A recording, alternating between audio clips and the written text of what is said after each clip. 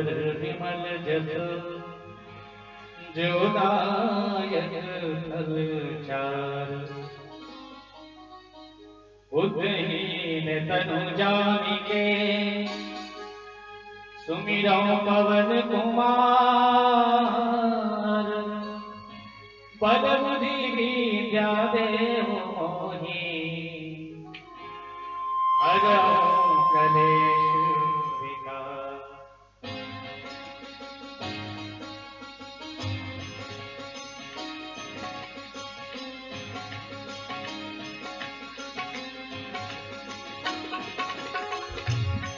हनुमान ज्ञान गुण सागर जय कपीश त्रिलोक उजागर। रामदूत अतुलित बलधाम अंजनी पुत्र पवन सुत नाम। महावीर विक्रम बजरंगी कुमति निवार सुमति के संगी। कंचन बरन विराज सुबेसा कानन कुंडल कुंचित केसा। हाथ भद्र भजा विराज कांधे मूज जनेऊ साज। शंकर सुवन केसरी नंदन तेज प्रताप महा जगवंदन।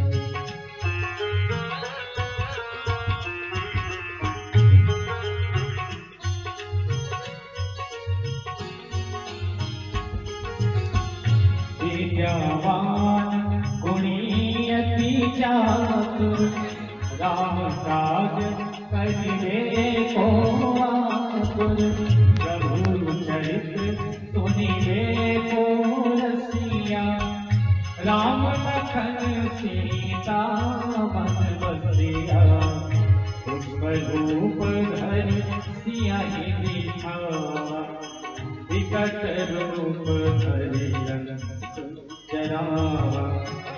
जीव रूप धरि असुर संहारे रामचंद्र जी काज समारे।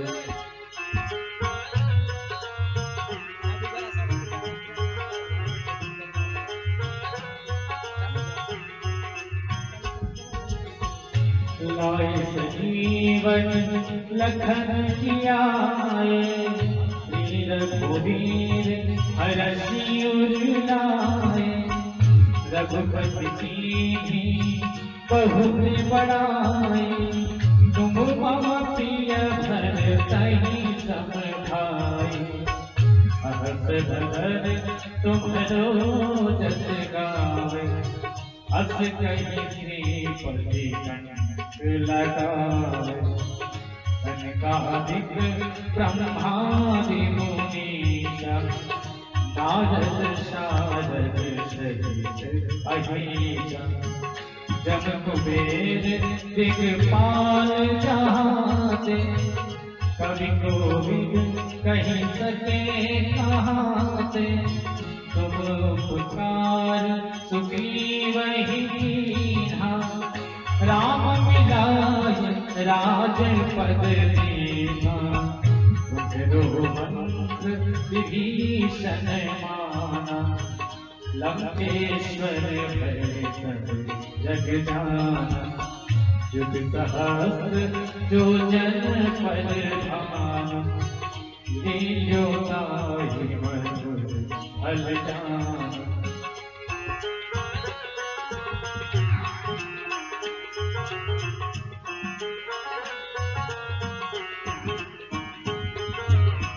प्रभु मुद्रिका मेली मुख माही जगति लाहि गए अचिरत नाही। दुर्गम काज जगत के देते सुगम अनुग्रह तुम्हारे देते। राम दुआरे तुम रखवारे होत नया पैसा शुक्ला है तुम्हारी शरणा, तुम रक्षक खाओ को डरना, आपन तेज समारो आपै, तीनों लोग आपसे कांपै, भूत पिशाच निकट नहीं आवे, महावीर जब नाम सुनावे, नासै रोग हरै सब पीरा, जपत निरंतर हनुमत वीरा, संकट से हनुमान छुड़ावे, मन क्रम वचन ध्यान जो लावे, सब पद नाम तपस्वी राजा, जिनके काज सकल तुम साजा, और मनोरथ जो कोई लावे, सोई अमित जीवन फल पावे, चारों जुग परताप तुम्हारा, है परसिद्ध जगत उजियारा, साधु संत के तुम रखवारे, असुर निकंदन राम दुलारे।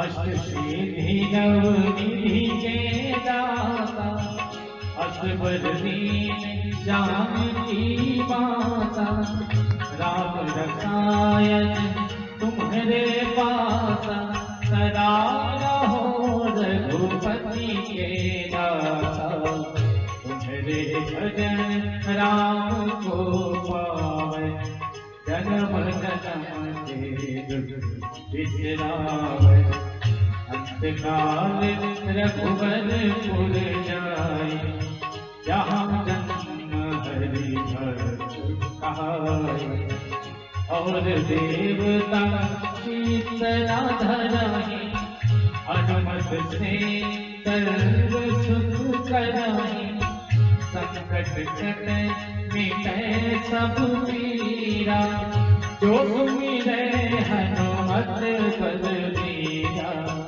जय जय जय हनुमान गोसाई, कृपा करहु गुरुदेव की नाई, जो सत बार पाठ कर कोई, छूटहि बंदी महा सुख होय, जो यह पढ़े हनुमान चालीसा, होय सिद्धि साखी गौरीसा, तुलसीदास सदा हरि चेरा, कीजयनाथ हृदय महाडेरा, कीजयनाथ हृदय महाडेरा, पवन तनय संकट हरणा, मंगल मूर्ति रूप, राम लखन सीता सहित, हृदय बसहु सुरभूप, पवन सुत हनुमान की जय।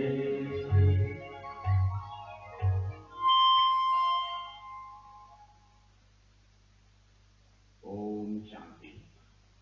राधे राधे।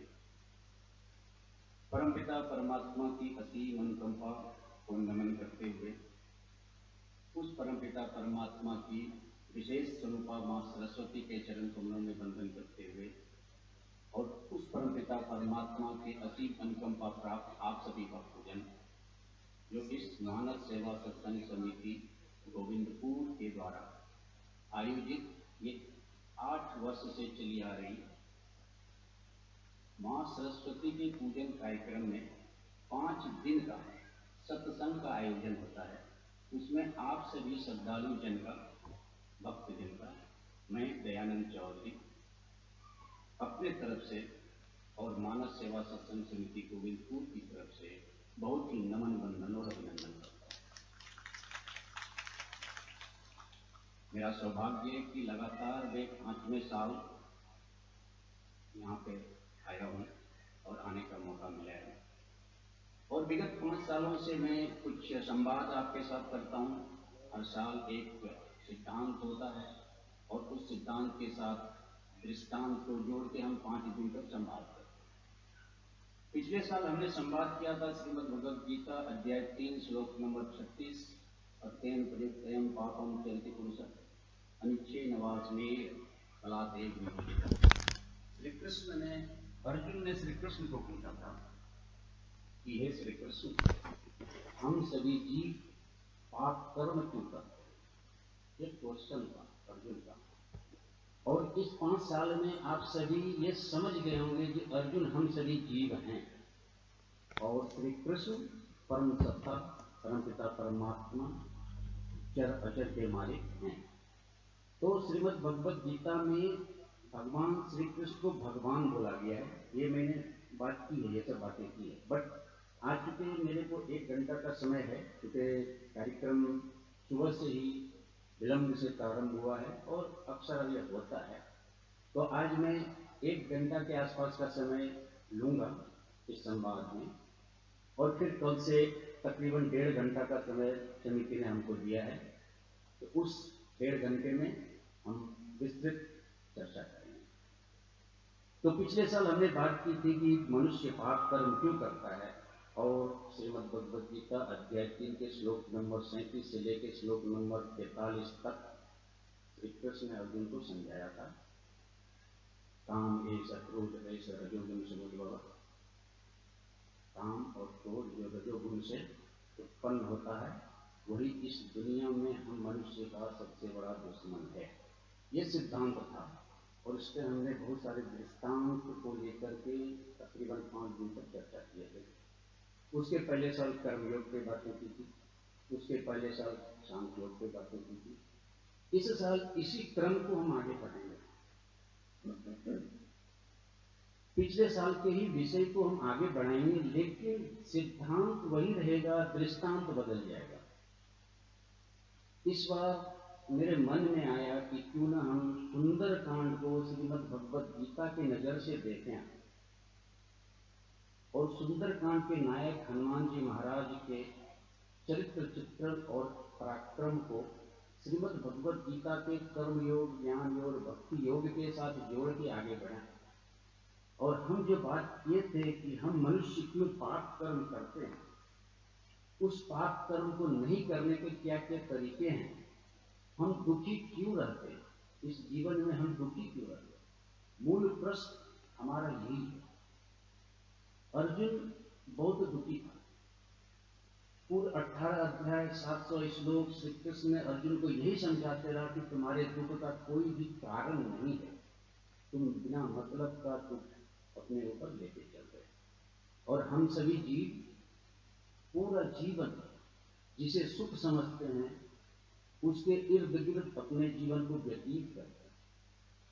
वही प्रश्न उठता है कि सुख क्या है? क्या हमारे पास पैसा है तो सुख है? क्या हमारे पास गाड़ी है, नौकर है, चाकर है, घर है, बंगला है, बैंक बैलेंस है तो हमारे पास सुख है? और अगर सुख है देवियों सज्जनों, तो विचार करके देखिए कि वह व्यक्ति जो करोड़पति अरबपति होता है, 10 कंपनी का मालिक होता है, जिसके पास आगे पीछे नौकर चाकर सब भरपूर, लेकिन जब वो अकेला होता है तो अवसाद से मिल जाता है, डिप्रेशन में आ जाता है। क्यों? क्योंकि उसके पास सुख नहीं है। वो जो चीज है, वो जो वस्तु है, वो जो उसके जीवन में, चाहे धन हो, चाहे वो प्रभाव हो, चाहे घर हो, चाहे द्वार हो, वो सुख नहीं है। वो आपको आराम देने की वस्तु है। और आराम कौन लेता है? श्रीमद् भगवद गीता में पिछले साल मैंने कहा था, इंद्रियाणी मना बुद्धि यत् अनुष्ठान मुच्यते। इंद्रिय जो है मन और बुद्धि में निवास करता है और हम सभी के बुद्धि को हर के हमको काम के अधीन करता है। और वो इंद्रिय जिस जिस चीज को भोगता है उसी को हम सुख मानते हैं। यानी कि शरीर कुछ नहीं करता है, शरीर इंद्रिय के द्वारा ही सर्व कर्म करता है। और इंद्रिय जिस चीज में सुख समझता है हम उसको सुख समझते हैं, इंद्रिय जिस चीज में दुख समझता है उसे हम दुख समझते हैं। तो फिर समझने वाली बात यह है कि असल में सुख क्या है, हमें क्या खोजना चाहिए जिंदगी में। तो इसी बात पे हम अगले 5 दिन तक चर्चा करेंगे। और हमारा जो दृष्टांत होगा वो सुंदरकांड होगा और हनुमान चालीसा होगा इस बार। साथ में श्रीमद् भगवद गीता से उसको हम मिलाते हुए चलने की कोशिश करेंगे, क्योंकि श्रीमद् भगवद गीता में 3 योग की बात की मूलतः, अध्याय 1 से 6 तक कर्म योग, 7 से 12 तक भक्ति योग और 13 से 18 तक ज्ञान योग, इसकी बात की। और इस तीनों योग के द्वारा ही श्री कृष्ण ने अर्जुन यानी हम सभी जीवों को विषय वस्तु से अनासक्त करने का प्रयास किया। योग में रहते हुए, फलासक्त में अलग रहते हुए, ज्ञान, भक्ति और कर्म के पथ पर चलते हुए मोक्ष और ब्रह्म को और भक्ति को कैसे प्राप्त करना है, यही श्रीमद् भगवद गीता है। अब इसी बात को अगर मैं सुंदरकांड में लेते आऊं तो हनुमान जी का जो यात्रा है लंका का, वो भक्ति की खोज है। सीता भक्ति का प्रतीक है। और वो जो समुद्र है या तो लंका है वो कुछ नहीं है, ये हमारा देह है, ये शरीर हमारा लंका है। 400 कोस का जो समुद्र का यात्रा सुंदरकांड में हनुमान जी ने कहा वो कुछ नहीं है, हमारे देह का 400 कोस की यात्रा है। और अगर हम उस 400 कोस की इस देह यात्रा को समझ जाते हैं हनुमान जी के माध्यम से, हनुमत तत्व के माध्यम से, सुंदरकांड के तत्व के माध्यम से, मैं सुंदरकांड का पाठ नहीं पढ़ूंगा या सुंदरकांड का चौथा ऐसा नहीं पढ़ूंगा या तो सुंदरकांड को पूरा नहीं बताऊंगा, मत पढ़ूंगा, क्योंकि वो रोज आप लोग पढ़ते हैं, सुबह भी सुंदरकांड का पाठ हुआ है, शाम को भी पाठ होगा। तो सुंदरकांड के कुछ तत्वों का बात हम करेंगे जिससे हम इस पापपूर्ण जीवन से मुक्ति पाए। तो अभी हम सुंदरकांड के विषय में जब बात कर रहे हैं तो थोड़ा सा हनुमान जी के बारे में बात करेंगे, क्योंकि सुंदरकांड श्री रामचरितमानस का 5वां कांड है, 5वां सोपान है, और ये हमारे जीवन का ही सोपान है। अगर आप रामचरितमानस देखेंगे, मैंने पहले भी बात की थी, इस बार मैं विस्तृत बात करूंगा। तो हमारा जीवन रामचरितमानस का 7वां कांड है।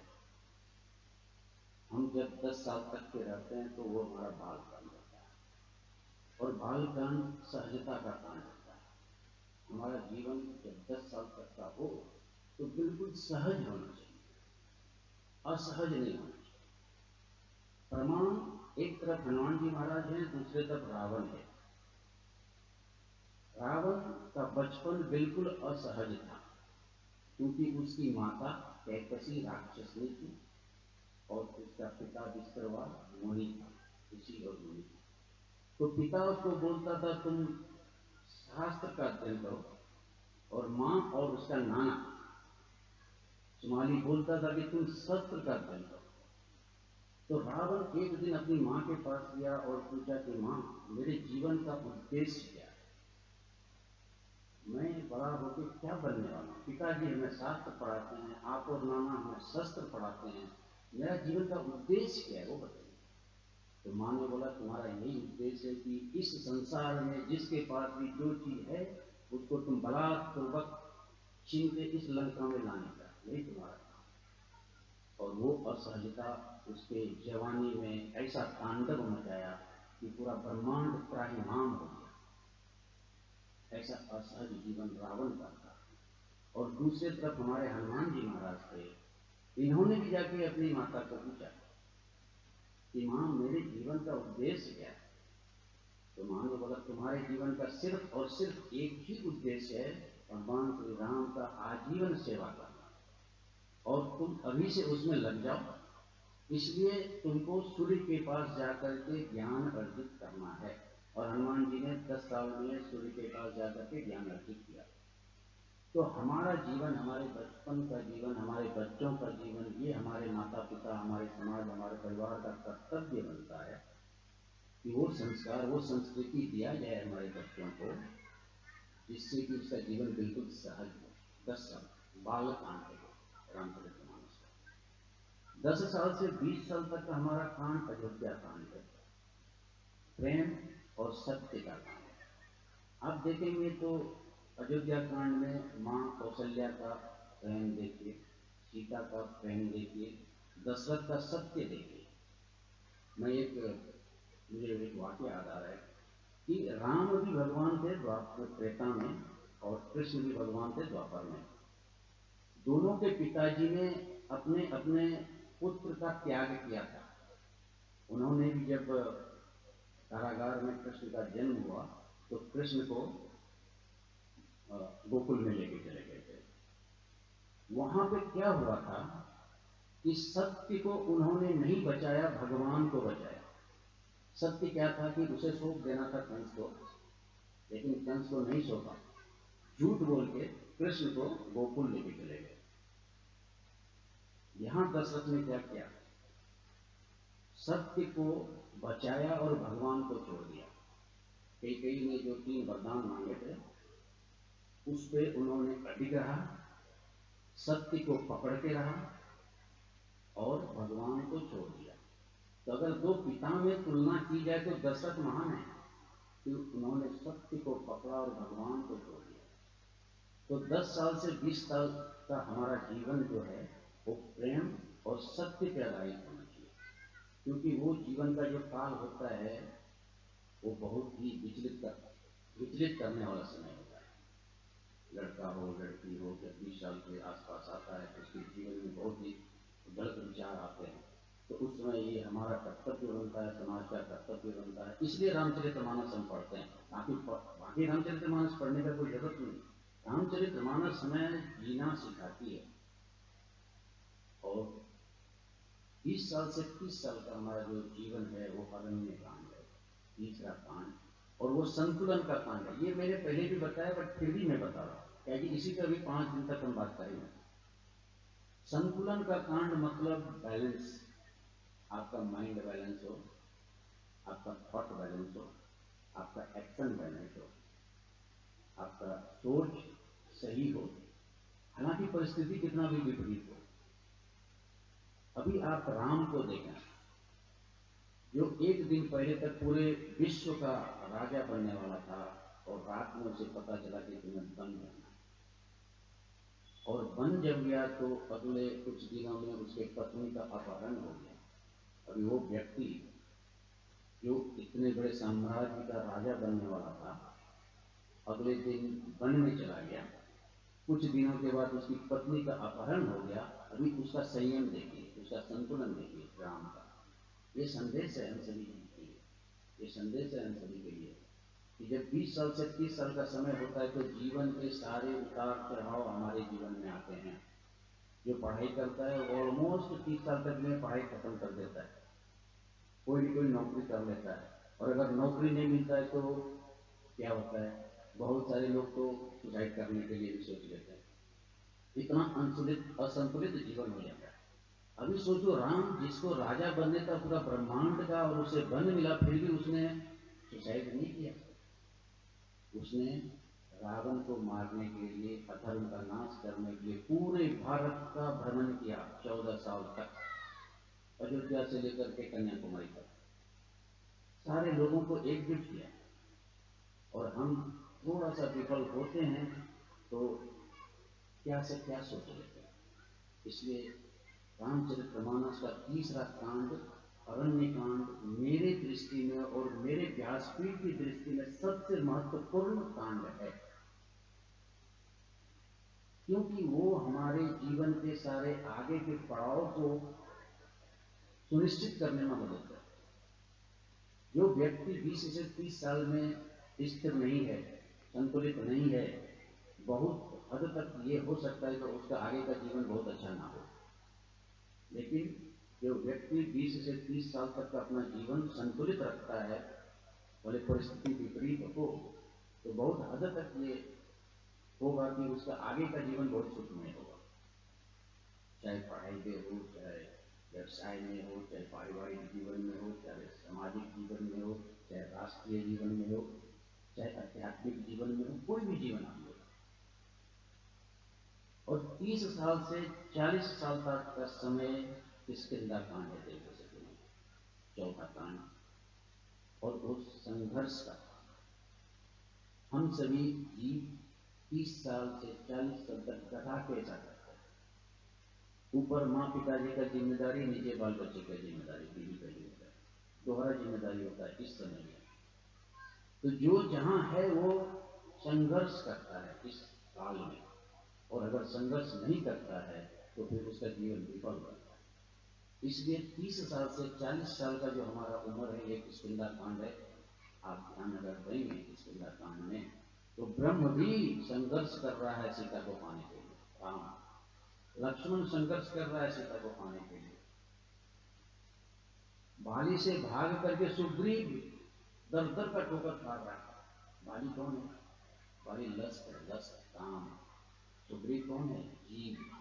हम सभी जीव काम वासना से भागते रहते हैं, भागते रहते हैं, संघर्ष करते रहते हैं उसे खोजने का। हनुमान संघर्ष कर रहा है सुग्रीव से भगवान को मिलाने का।